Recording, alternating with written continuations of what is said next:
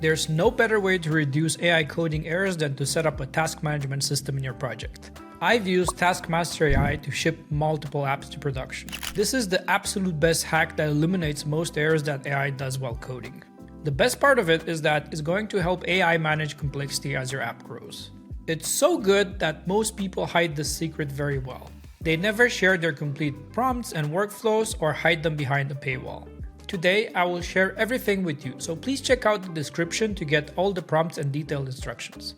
Not only did I set up TaskMaster AI with Claude Code, but I ended up coding an entire app and shipping it to production. Here's my reaction to the final result. Wow, what the f***? What? This is so cool. Look at the about page, y'all. Oh my gosh. The copy is also completely cracked. Look at this, it's so awesome. Man, I just want to use this because it looks cool. So now I'm going to put something in the subject line, gonna resize the text box here and just drop in a full-blown HTML email and then ask it to analyze, and boom, good stuff. All right, I'll show you more at the end of the video, but for now, let's get you set up. We are going to go through a few steps. Step 1, generate a PRD file for TaskMaster to initialize. Step 2, set up the TaskMaster MCP in Claude Code. Step 3, parse the PRD. And step 4, finally, I'll show you the build loop with TaskMaster AI so you can build anything with it too. Feel free to follow along so we can do the setup together. This is how you set up Claude TaskMaster AI in Claude Code. The first thing you gotta do is create the .taskmasterconfig.json file. And in this file, you should paste the following. I'm linking all the config in the description, so please check it out. Hold up, so how much will this cost? If you do this, all the requests made from TaskMaster AI will go through your Claude Code subscription. So effectively, you get this for free. So don't worry about it. Once you put this config in, you open up the terminal. The first thing you need to do is install TaskMaster AI if you haven't done that already. The second thing you need to do is run this command, set the model to Sonnet or Opus, your choice, and pass in this -- Claude Code option, okay? Then it's going to say it's successfully set. And now we need to create the task. So for the purpose of this, I will create something that I called a Claude Code spam checker application. And I'll be using 2 prompts to create this PRD file. They're gonna have to spend a good 10-15 minutes and think hard about what you're building and just write down some of the user interface, tech, and also just any feature that comes into your head. Write it down, try to describe it. So what I wrote is a little bit about the app, what it does, the target audience, and then I noted that there is already a code base. I said this time and again, when you start coding with AI, bootstrap the code base yourself. Use your favorite CLI, your favorite boilerplate, or use PageAI, whatever you use. Get it set up before you start doing any features, because you're just wasting time and tokens on setting up frameworks, installing libraries, stuff like that, and you're gonna get a worse foundation anyway. All right, then I mentioned some of the libraries that I know I want to use. This is probably different for you, so you might want to do a little bit of Googling on what open source libraries are available for the app that you're building. And then I went into how the user interface should work. I even went into details on how the layout should be, stuff like that. And then I made sure to highlight some of the advanced features. So the output for that is a structured markdown with some checklists of what needs to be done. I will take this entire thing and then move along to the actual PRD prompt. This is the document that TaskMaster AI will use to generate all of the dependencies and analyze the complexity, make subtasks, and so on and so forth. Just a heads up, I'm running this on console.anthropic.com, but you can just run it on Claude.ai or even ChatGPT. It doesn't really matter. I'm just more comfortable with the console here.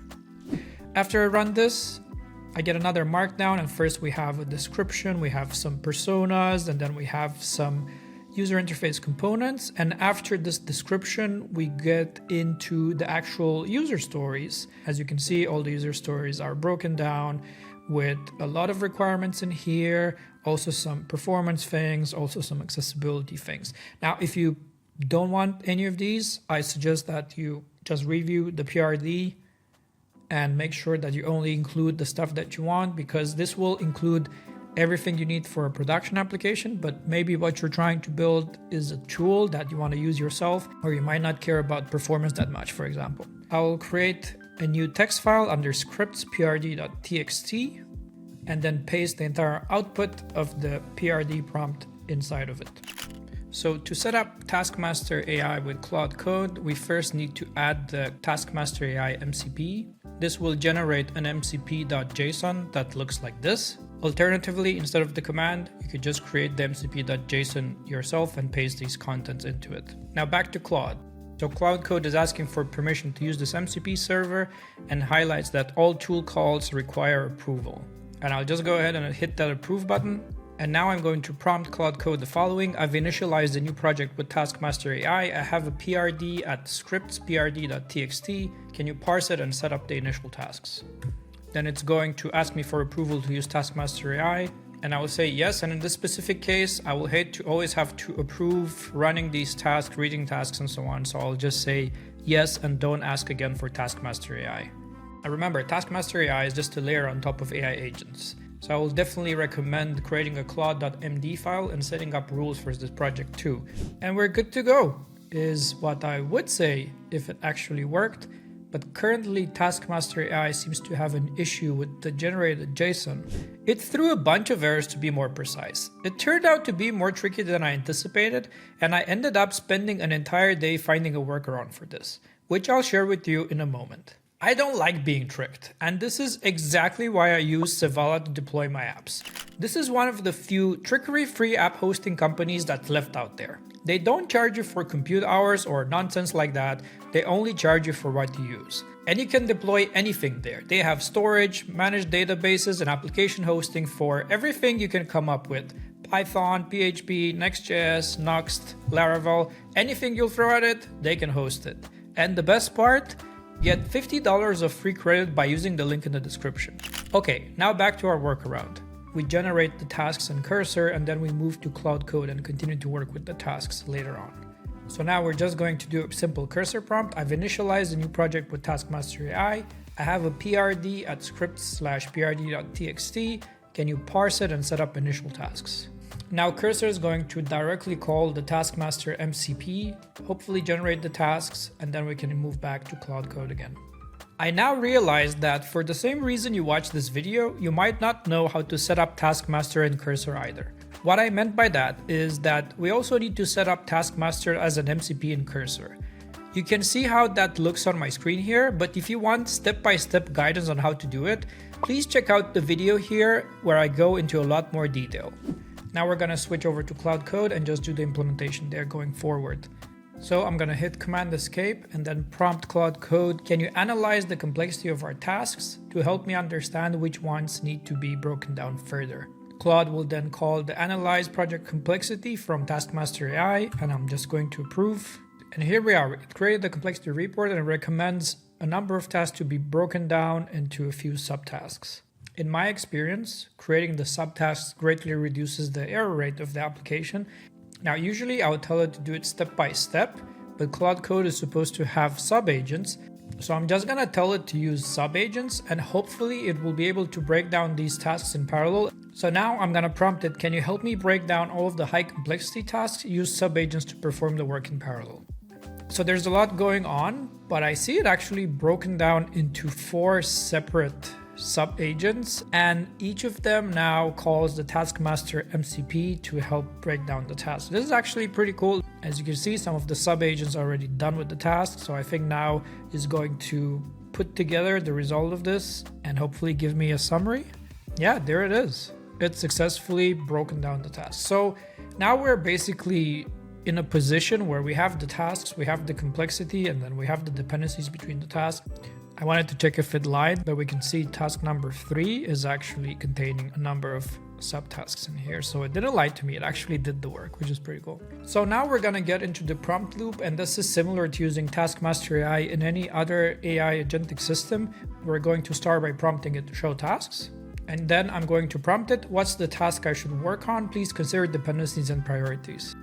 All right, so it came back with this. Next task, implement core data types and schemas, is looking pretty good.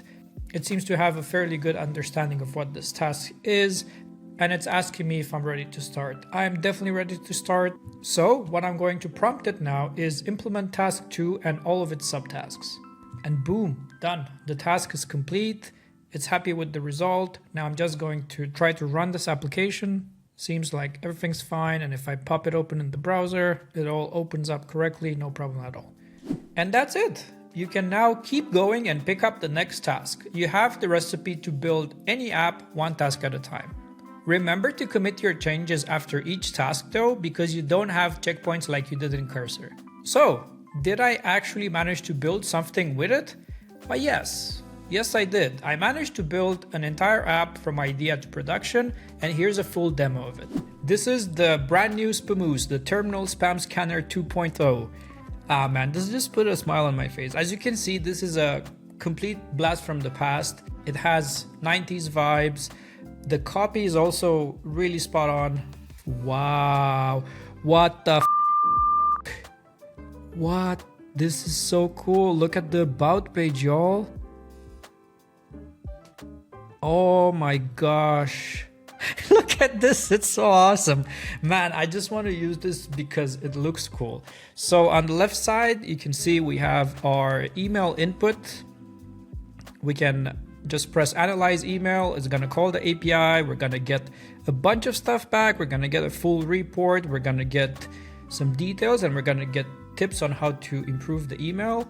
Let me just put a more meaty email in here and try to analyze it. So I'm just going to hit new email, and you can see the layout is customizable. So I could just drag this to the left side and resize it so I have more space for the analysis. Pretty cool, don't hate it. So now I'm going to put something in the subject line, gonna resize the text box here, and just drop in a full-blown HTML email and then ask it to analyze, and boom. Super high risk of spam, and look at how many improvement tips we got for this one. As you can see on the left, this is actually an HTML email, so it's actually pretty hard to judge by the email body what's inside. And this is where the preview pane comes in super handy. And look at this, we can switch to tablet or mobile view to see roughly how the email will look when it's gonna hit people's inboxes. We can even zoom in and out, and we have a slider to do that as well. AI went completely overboard on this preview thing, but so if we look at the report here, we see monetary amounts, discounts, long URLs, excessive capitalization, and suspicious formatting that were detected. So a bunch of things I can improve to make this better.